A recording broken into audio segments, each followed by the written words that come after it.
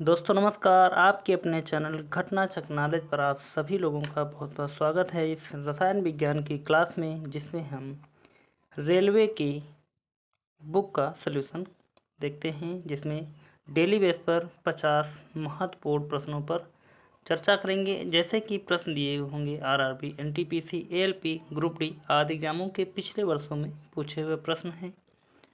तो शुरुआत करने से पहले एक बार सभी लोग इस क्लास को शेयर कर दें, और जिसने भी अभी तक पिछली क्लासों को नहीं देखा है वह चैनल पर जाकर पिछली क्लासों को देख सकता है। तो शुरुआत करते हैं हम पहले प्रश्न से। आज का पहला प्रश्न दिया गया है, पानी और चाक यानी कि खड़िया के मिश्रण को पृथक किया जा सकता है। ए अवसादन द्वारा, बी वाष्पन द्वारा, सी आसवन द्वारा, डी निस्पंदन द्वारा। तो इन चारों ऑप्शनों में से इसका राइट आंसर देखा जाए कि पानी और चाक के मिश्रण को अलग कैसे किया जा सकता है या किस विधि के द्वारा अलग किया जा सकता है, तो इसका राइट आंसर हो जाएगा हमारा ए अवसादन द्वारा। और यह क्लास आने वाले सभी एग्जामों के लिए, जो भी आने वाले एग्ज़ाम हैं उनके लिए, जहाँ भी साइंस पूछी जाती है उन सभी एग्जामों के लिए बहुत ही महत्वपूर्ण साबित होगी। अगला क्वेश्चन दिया गया है, हेक्साब्लेड बने होते हैं। ए निम्न कार्बन इस्पात से, बी स्टेनलेस स्टील से, सी उच्च कार्बन इस्पात से, डी मृदु इस्पात से। इन चारों ऑप्शनों में से इसका राइट आंसर देखें तो हो जाएगा हेक्साब्लेड बने होते हैं उच्च कार्बन इस्पात से। व्याख्या देखेंगे इसकी थोड़ी सी।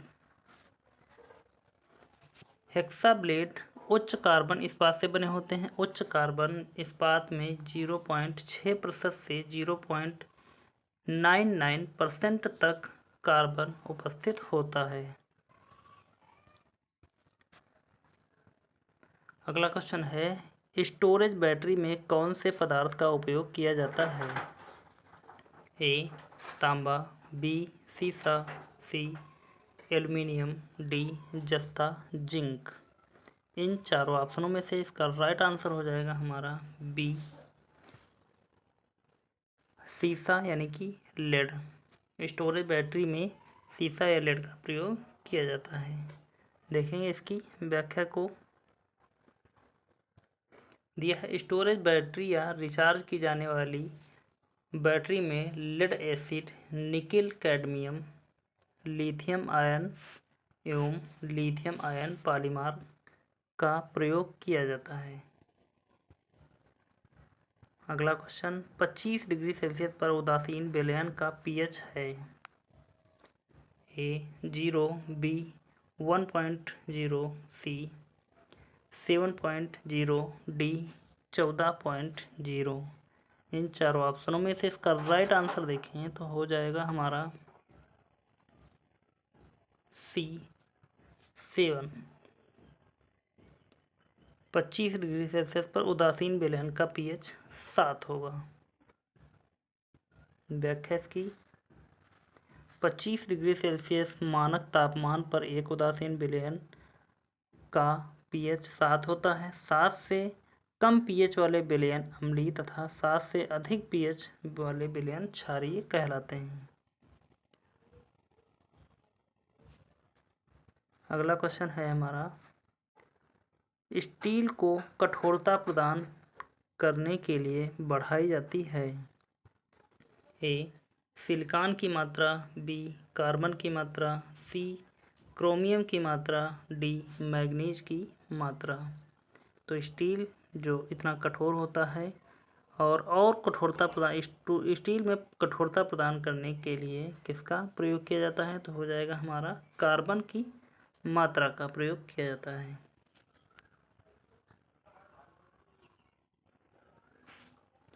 व्याख्या दी गई है, स्टील में कार्बन की मात्रा 0 से 2% तथा लोहे की मात्रा 98 से 99% होती है। नर्म लोहे में निश्चित अनुपात में कार्बन मिलाकर विभिन्न कठोर स्टील का निर्माण किया जा सकता है।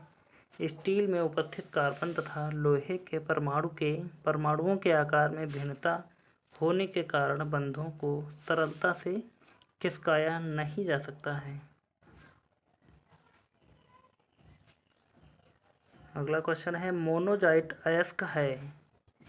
ए जर्मेनियम, बी टाइटेनियम, सी लोहा, डी थोरियम। तो मोनोजाइट अयस्क है किसका है? तो इसका राइट आंसर हो जाएगा हमारा डी थोरियम का। अगला क्वेश्चन देखते हैं। निम्नलिखित में से कौन नॉन फास्फेरस धातु नहीं है? ए कोबाल्ट, बी एल्यूमिनियम, सी निकेल, डी लोहा। तो इन चारों ऑप्शनों में से पूछ रहा है कौन नॉन फेरस धातु नहीं है। तो इसका राइट आंसर हो जाएगा डी लोहा। अगला क्वेश्चन, चांदी एक क्या है? ए एक शक्तिशाली चुंबकीय पदार्थ है, बी एक विद्युत सुचालक है, सी विद्युत कुचालक है, डी इनमें से कोई नहीं। तो चांदी हमारा राइट आंसर हो जाएगा बी एक विद्युत सुचालक है। आगे बढ़ते हैं और देखते हैं अगले क्वेश्चन की तरफ। अगला क्वेश्चन है हमारा हीरा और ग्रेफाइट उदाहरण है। ए समस्थानिकी का, बी अपरूपी का, सी समदाबी का, डी समावयवी का। तो इन चारों ऑप्शनों में से इसका राइट आंसर देखें तो यहाँ भी हो जाएगा हमारा बी अपर रूपी का। हीरा और ग्रेफाइट उदाहरण हैं। डोलोमाइट अयस्क है। A zinc, B lead, C iron, D magnesium carbonate. इन चारों ऑप्शनों में से इसका राइट आंसर हो जाएगा हमारा डोलोमाइट अयस्क किसका हो जाएगा? तो हो जाएगा हमारा डी मैग्नीशियम कार्बोनेट का। आगे बढ़ते हैं। अगला क्वेश्चन, निम्नलिखित में से कौन सी धातु प्रकृति में मुक्त अवस्था में पाई जाती है? चार ऑप्शन दिए गए हैं। ए सोना, बी चांदी, सी सोडियम, डी तांबा। तो यहाँ पर अगर मुक्त अवस्था की बात की जाए तो ए और बी दोनों मुक्त अवस्था में पाई जाती हैं। तो इस प्रकार हम किसी भी एक आंसर को नहीं लगा सकते हैं और इस क्वेश्चन में इस प्रकार थोड़ी सी क्वेश्चन या आंसर रखने में मिस्टेक हुई। तो देखेंगे यहाँ पर हम इसके सॉल्यूशन को, क्योंकि यहाँ पर दोनों ही आंसर हैं। देखते हैं। व्याख्या दी गई, सोना, चांदी तथा प्लेटिनम धातुएं प्रकृति में मुक्त अवस्था में पाई जाती हैं। कहीं कहीं कॉपर भी मुक्त अवस्था में पाया जाता है। इनकी रासायनिक सक्रियता बहुत कम होने के कारण यह प्रकृति में मुक्त अवस्था में पाई जाती हैं। अन्य धातुएं संयुक्त अवस्था में ऑक्साइडों, कार्बोनेटों, सल्फाइडों, सल्फेटों, सिलिकेटों, क्लोराइडों, नाइट्रेटों, फास्फेटों आदि के यौगिकों के रूप में पाई जाती हैं। अगला क्वेश्चन देखते हैं। धातुओं के सल्फेट के कारण पानी के स्थायी खारेपन को दूर किया जा सकता है निम्न के प्रयोग से। ए जियोलाइट्स, बी सल्फोनाइट्स, सी चूना, डी नाइट्रेटस। इन चारों ऑप्शनों में से इसका राइट आंसर हो जाएगा हमारा ए जियोलाइट्स। व्याख्या देखेंगे यहाँ पर इसकी हम। जल की स्थायी कठोरता उबालने से दूर नहीं की जा सकती। स्थायी कठोरता मुख्यतः कैल्शियम तथा मैग्नीशियम के सल्फेट या क्लोराइडों की उपस्थिति के कारण होती है। यह कठोरता जियोलाइट, जिसका रासायनिक सूत्र Na2Al2SiO8H2O है, के द्वारा दूर की जा सकती है। अगला क्वेश्चन दिया गया है, निम्नलिखित में से कौन सी धातु ऑक्सीजन के साथ तेजी से अभिक्रिया करती है? ए मैग्नीशियम, बी कॉपर, सी Fe यानी कि लोहा, डी Zn यानी कि जिंक। तो इन चारों ऑप्शनों में से इसका राइट आंसर है कि कौन सी धातु ऑक्सीजन के साथ तेजी से अभिक्रिया करती है? तो इसका राइट आंसर होगा Mg यानी कि मैग्नीशियम। व्याख्या देखेंगे यहाँ पर इसकी। मैग्नीशियम कॉपर, आयरन तथा जिंक की तुलना में अधिक क्रियाशील है तथा यह ऑक्सीजन के साथ तेजी से अभिक्रिया करके मैग्नीशियम ऑक्साइड बनाता है। अगला क्वेश्चन देखेंगे यहाँ पर।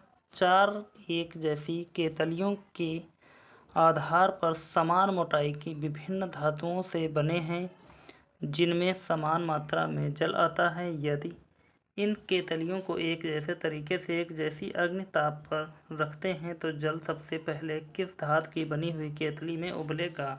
ए ब्रास, बी कॉपर, सी स्टेनलेस स्टील, डी एल्यूमिनियम। इन चारों ऑप्शनों में से इसका राइट आंसर देखें तो हो जाएगा हमारा बी कॉपर।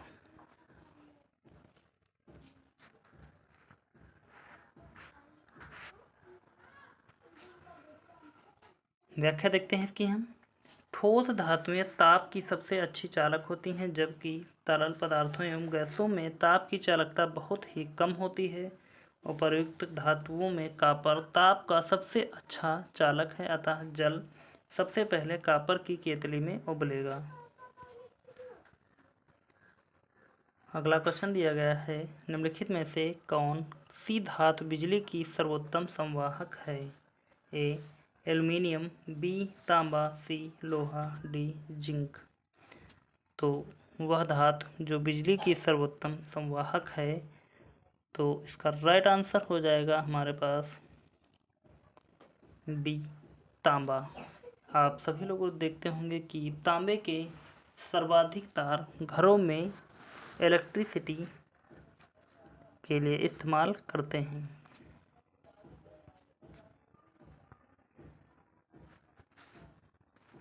अगला क्वेश्चन है, गुहिका जिसमें गलित धातु डाला जाता है कहलाता है? ए पैटर्न, बी सांचा, सी क्रोड, डी दुमट। तो इन चारों ऑप्शनों में से इसका राइट आंसर देखें तो हो जाएगा हमारा बी सांचा।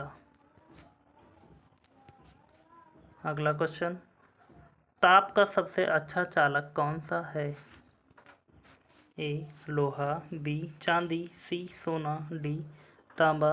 तो इन चारों ऑप्शनों में से इसका राइट आंसर हो जाएगा हमारा बी चांदी। ताप का सबसे अच्छा चालक चांदी है। अगला क्वेश्चन, जब इस्पात को सुर्ख लाल गर्म किया जाता है एवं धीरे धीरे ठंडा किया जाता है तो यह प्रक्रिया कहलाती है? ए अनिलन, बी समन, सी मृदुकरण, डी प्रगलन। इन चारों ऑप्शनों में से इसका राइट आंसर देखें तो हो जाएगा हमारा ए अनिलन। अगला क्वेश्चन, अग्रलिखित युग्म में कौन से आवर्त सारणी की एक ही अवधि के दोनों सदस्य हैं? A NaCa, B NaCl, CaCl, D ClBr। तो इन चारों ऑप्शनों में से इसका राइट आंसर देखें कि वह तत्व जो आवर्त सारणी की एक ही अवधि के दोनों सदस्य हैं, तो वह तत्व कौन से दो हैं? तो वह हो जाएंगे हमारा सोडियम और क्लोरीन। देखते हैं अगले क्वेश्चन की तरफ। दो समान आयताकार पट्टियों को जिनमें एक तांबे की तथा दूसरी स्टील की है, एक द्विधातुक पट्टी बनाने के लिए एक साथ रिवेट किया जाता है। गर्म करने पर वह पट्टी ए सीधी रहेगी, बी अवमुख पार्श्व पर तांबे के साथ झुकेगी, सी अवमुख पार्श्व पर स्टील के साथ झुकेगी, डी व्यावर्तित हो जाएगी। इन चारों ऑप्शनों में से इसका राइट आंसर देखें तो हो जाएगा हमारा बी अवमुख पार्श्व पर तांबे के साथ झुकेगी।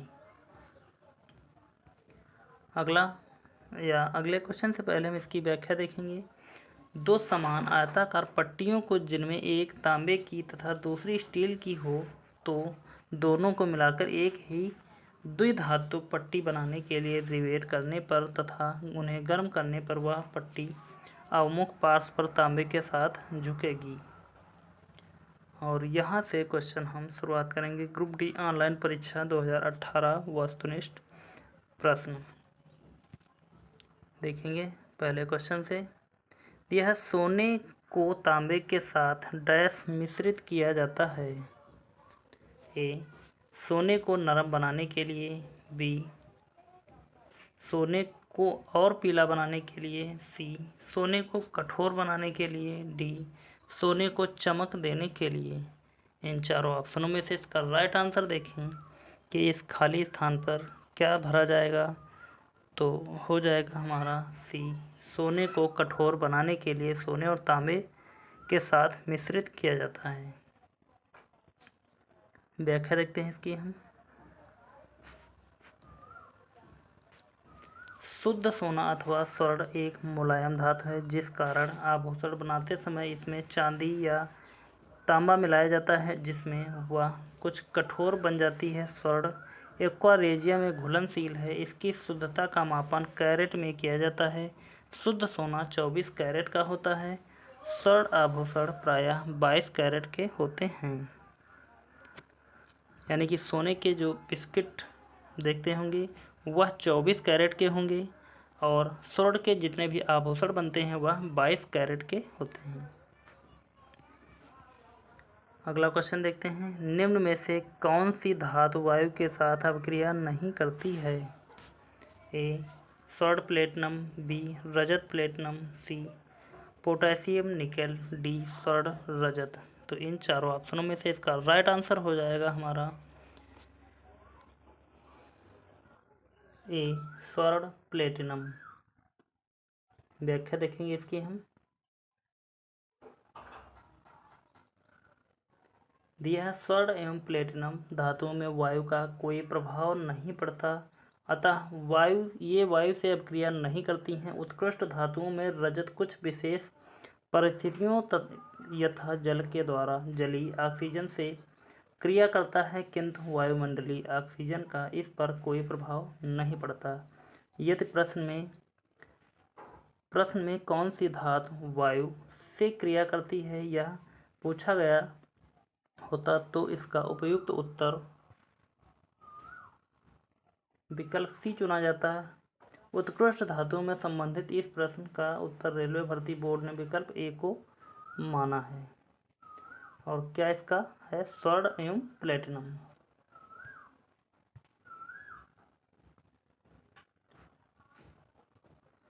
अगला क्वेश्चन दिया गया, सोडियम हाइड्रोक्साइड डैश से क्रिया करके साधारण नमक का विलयन बनाता है।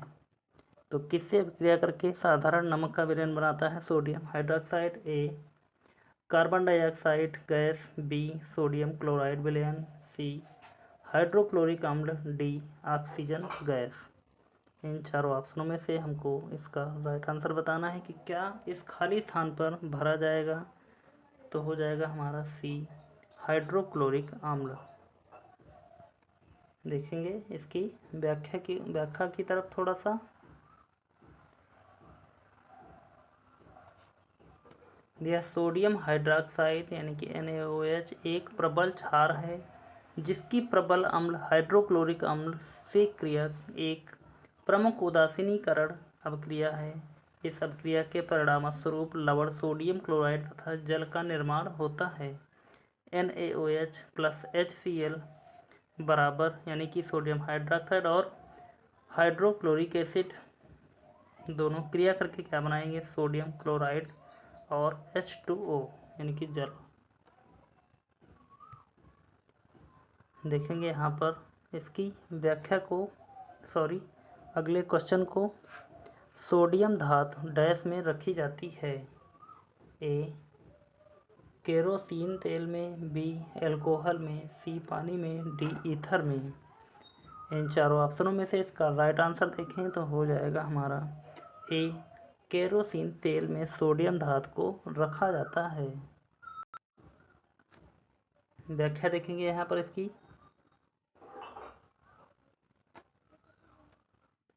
सोडियम एक तीव्र क्रियाशील धातु है जो जल यहाँ तक कि वायु में उपस्थित साधारण नमी से क्रिया करके जलने लगती है। अतः सोडियम को केरोसिन यानी कि मिट्टी के तेल में रखा जाता है।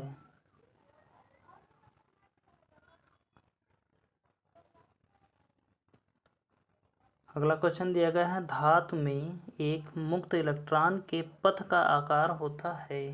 ए वर्गाकार, बी सीधी रेखा, सी वक्र, डी वृत्ताकार। इन चारों ऑप्शनों में से इसका राइट आंसर देखें तो हो जाएगा हमारा सी वक्र। अगला क्वेश्चन,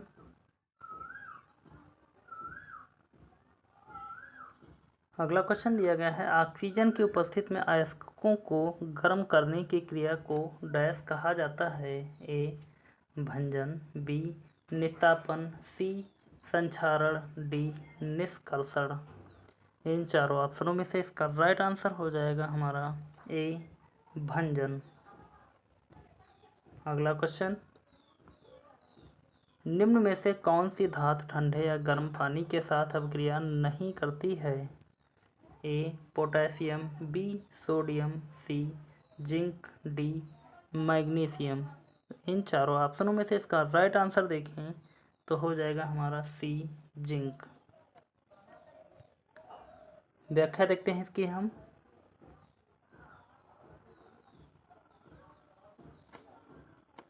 दिया है जिंक यानी कि जस्ता जल के किसी भी अवस्था यानी कि ठंडे या गर्म जल से क्रिया नहीं करती है, लेकिन जस्ते पर गर्म जलवाष्प प्रवाहित करने पर यह इससे क्रिया करके जिंक ऑक्साइड तथा हाइड्रोजन गैस उत्पन्न करता है। यहाँ पर जिंक और जल की अभिक्रिया कराई गई है और तीव्र गर्म जलवाष्प बनकर तैयार हुई है। मैग्नीशियम गर्म जल से क्रिया करके MgO तथा H2 गैस उत्पन्न करता है। सोडियम तथा पोटेशियम ठंडे तथा गर्म जल से भी तीव्रता से क्रिया करते हैं।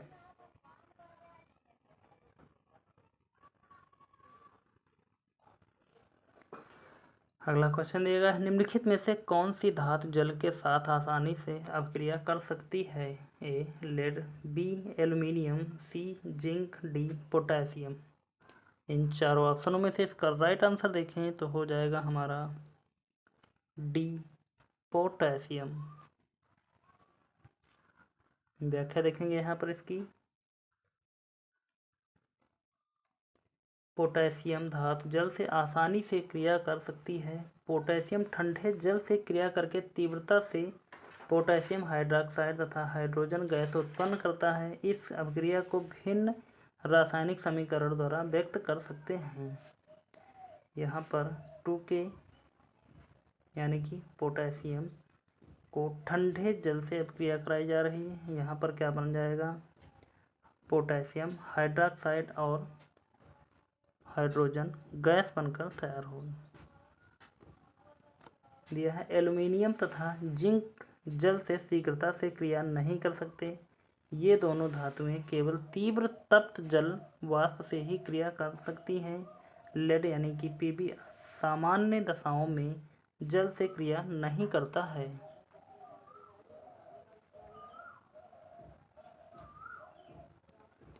अगला क्वेश्चन दिया गया, निम्नलिखित में से एल्यूमिनियम का अयस्क है। ए मैग्नेटाइट, बी बॉक्साइट, सी हेमाटाइट, डी मैलेकाइट। इन चारों ऑप्शनों में से इसका राइट आंसर देखें तो हो जाएगा हमारा बी बॉक्साइट।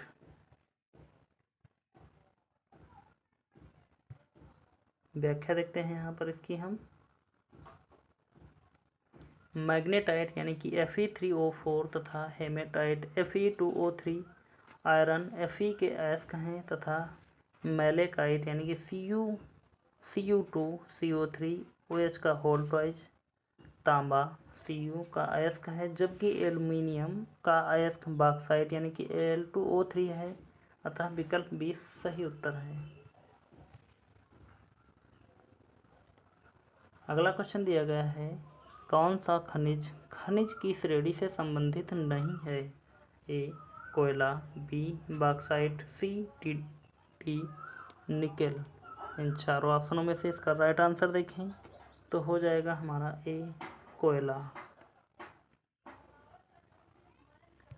व्याख्या देखेंगे यहाँ पर, कोयला धात्विक खनिज की श्रेणी में नहीं आता है। कोयला सबसे प्रचुर मात्रा में पाए जाने वाला जीवाश्म ईंधन है। कोयले को दबी हुई धूप भी कहा जाता है। अगला क्वेश्चन, निम्न में से कौन सा लेड का अयस्क है?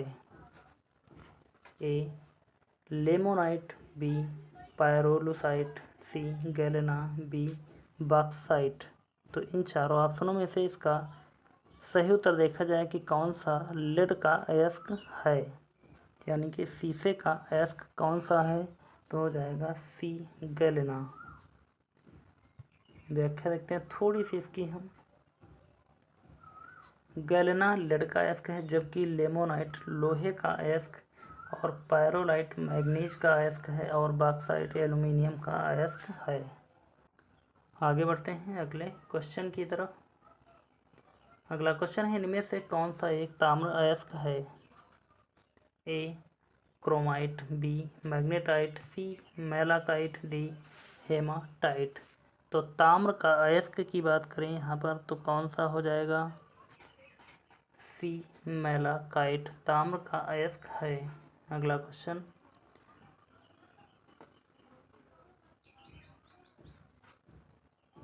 क्वेश्चन, दिया गया है, संक्षारण एवं जंग लगने से बचाने के लिए लोहे पर किए जाने वाले विद्युतीय लेपन में किस धातु का उपयोग किया जाता है? ए क्रोमियम, बी जस्ता, सी सोडियम, डी टिन। इन चारों ऑप्शनों में से इसका राइट आंसर देखा जाए तो हो जाएगा हमारा बी जस्ता। व्याख्या देखेंगे यहाँ पर इसकी हम।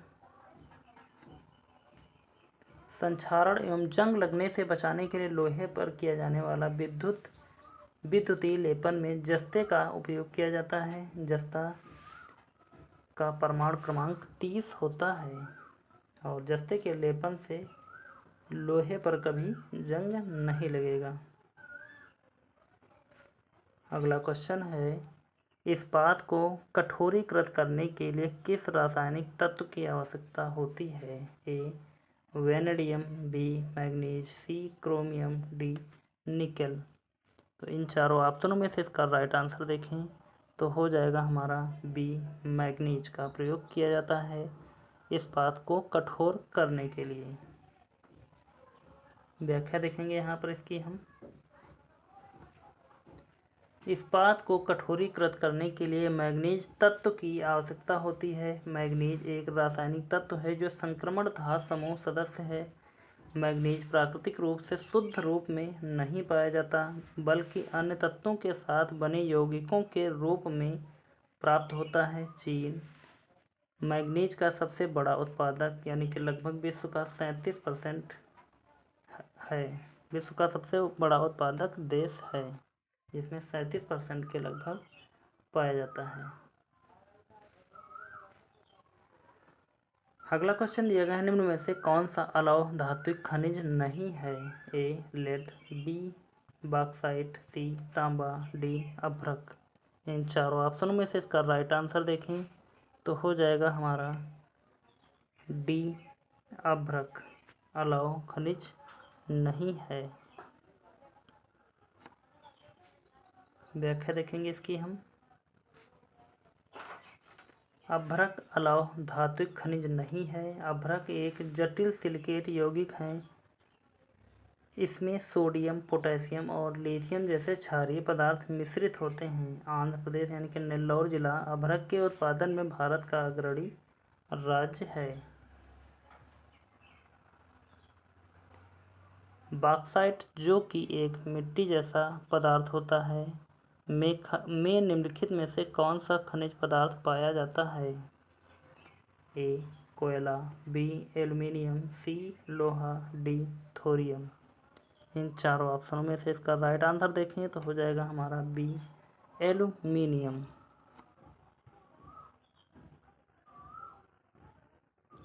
अगला क्वेश्चन है, संश्लेषित फाइबर आसानी से आग पकड़ लेते हैं। हालांकि फायरमैन की वर्दी को अग्निरोधी बनाने के लिए उस पर डैश प्लास्टिक की कोटिंग की जा सकती है या की जाती है।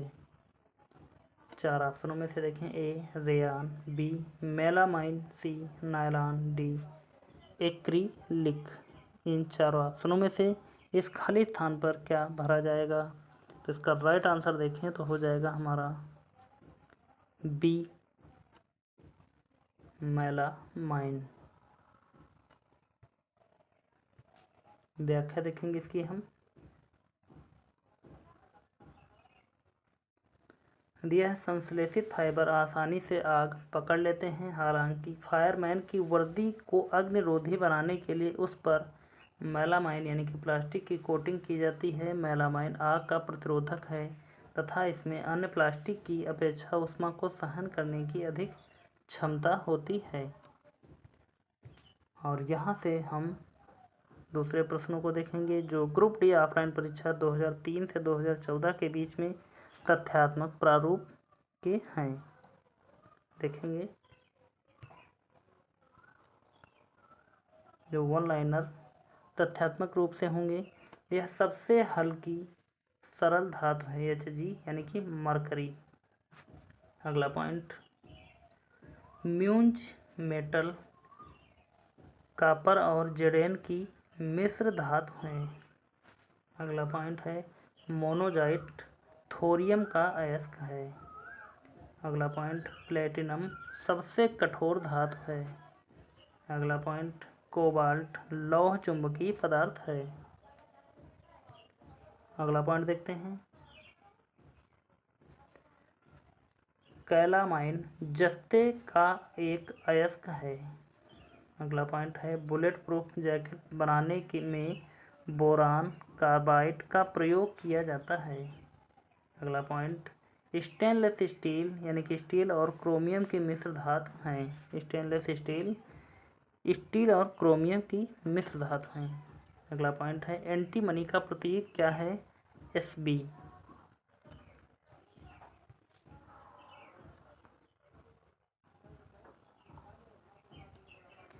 अगला पॉइंट देखते हैं। अगला पॉइंट हमारा कैल्शियम का परमाणु क्रमांक 20 है। अगला पॉइंट बिस्मथ एक प्रतिचुंबकीय पदार्थ का उदाहरण है। अगला पॉइंट देखें ब्रोमीन अधातु सामान्य ताप पर द्रव अवस्था में होती है।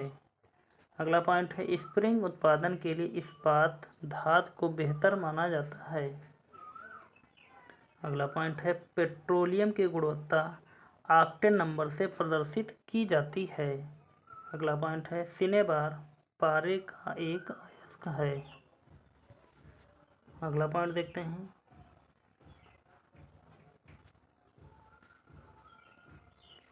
अगला पॉइंट है वेल्डिंग धातुओं को उनकी मिश्र धातु की सहायता से संयोजन करने की प्रक्रिया है। अगला पॉइंट है चांदी धातु की पतली पन्नी मिठाइयों की सजावट में इस्तेमाल की जाती हैं। अगला पॉइंट है धातुओं की विशेषता यानी कि विद्युत व ऊष्मा की सुचालक होती है, सामान्य ताप पर ठोस होती है, अपारदर्शी होती है तथा पॉलिश करने पर चमकती है।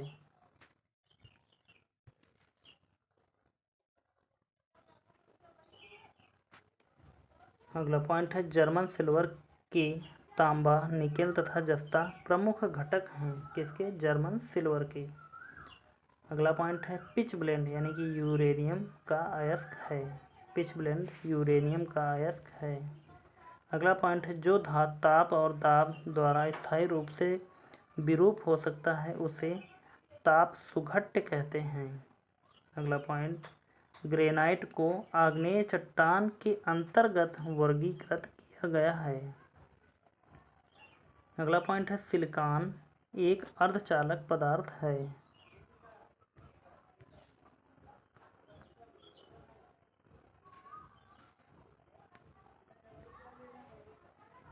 अगला पॉइंट है धातुओं को उसके अयस्कों से निष्कासन करने की प्रक्रिया को मेटालर्जी कहते हैं। अगला पॉइंट लोहा एल्युमिनियम कैल्शियम एवं सोडियम में से एल्युमिनियम सबसे प्रचुर मात्रा में उपलब्ध धातु है। अगला पॉइंट, पारा धातु को चाकू द्वारा सुगमतापूर्वक काटा जा सकता है। अगला पॉइंट, लोहे का सर्वाधिक शुद्ध रूप पिटवा लोहा होता है।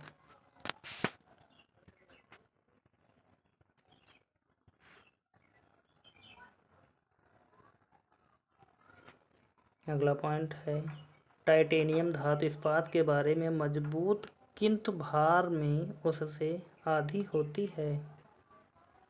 अगला पॉइंट, पारा एक धात्विक तत्व है जबकि सोडियम क्लोराइड एवं चीनी यौगिक तथा प्लास्टिक बहुलक हैं।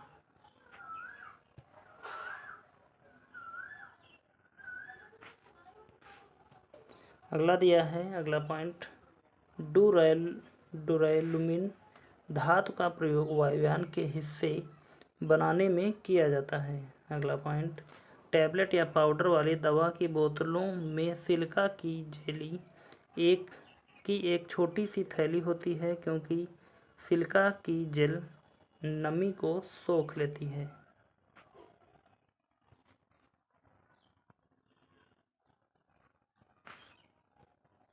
अगला पॉइंट है, डाइफ्लोरोमीथेन बाजार में फ्रेयान 12 नाम से पाई जाती है।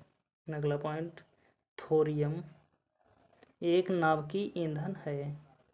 अगला पॉइंट देखते हैं, पीतल हवा में हाइड्रोजन सल्फाइड गैस की उपस्थिति के कारण बदरंग हो जाता है।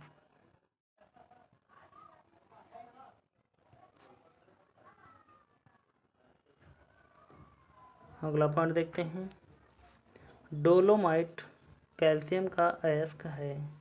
अगला पॉइंट है, सिनेबार यानी कि सिंदूर पारा का अयस्क है।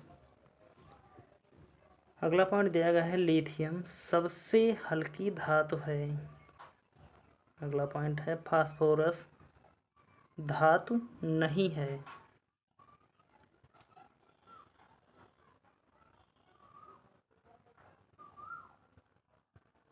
अगला पॉइंट दिया गया है, कार्बनीकरण के उच्च स्तर के कारण एंथ्रेसाइट कोयले को उच्च कोटि का कोयला माना जाता है। अगला पॉइंट, पृथ्वी पर उपलब्ध कठोरतम धातु प्लेटिनम है। अगला पॉइंट है, सल्फाइड परत के बनने के कारण चांदी बदरंग हो जाती है।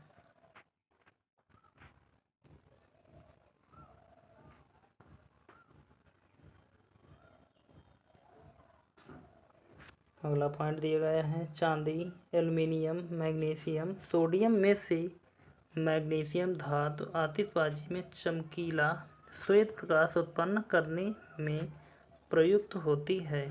अगला पॉइंट है, स्थायी चुंबक आयरन, निकेल तथा कोबाल्ट से बनाया जा सकता है।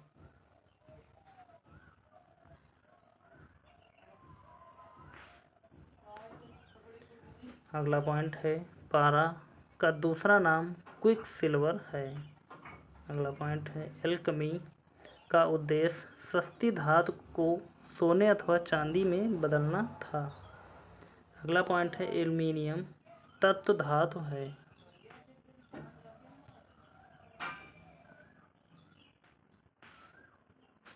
अगला पॉइंट देखते हैं, लोहा धातु सामान्यतः विद्युत चुंबक के रूप में प्रयुक्त होता है। अगला है, जस्ता को पीटकर पतली चादर में बनाया जा सकता है। तो यहाँ पर आज के सभी प्रश्न कंप्लीट होते हैं। उम्मीद करता हूँ कि आप सभी लोगों ने शुरू से अंत तक इस क्लास को देखा होगा और आपको यह क्लास कैसी लगी आप सभी लोग कमेंट में कमेंट करके ज़रूर बताएं। और अभी तक जिसने भी पिछले क्लासों को नहीं देखा है तो वह चैनल पर जाकर इसकी प्लेलिस्ट में उन सभी क्लासों को देख सकता है। और इसके साथ में रसायन विज्ञान के साथ में भौतिक विज्ञान की श्रृंखला पूरी हो चुकी है। उसकी सारी क्लासें आपको एक ही स्थान पर 23 क्लासें हमने करवाई उसकी मिलेंगी वहीं पर। और यूपी स्पेशल, हिस्ट्री, ज्योग्राफी, इन सभी की क्लासेस आपको चैनल की प्लेलिस्ट में मिल जाएंगी। तो चलते हैं और मिलते हैं फिर अगली क्लास में। तब तक के लिए धन्यवाद। जय हिंद। आपका समय शुभ हो।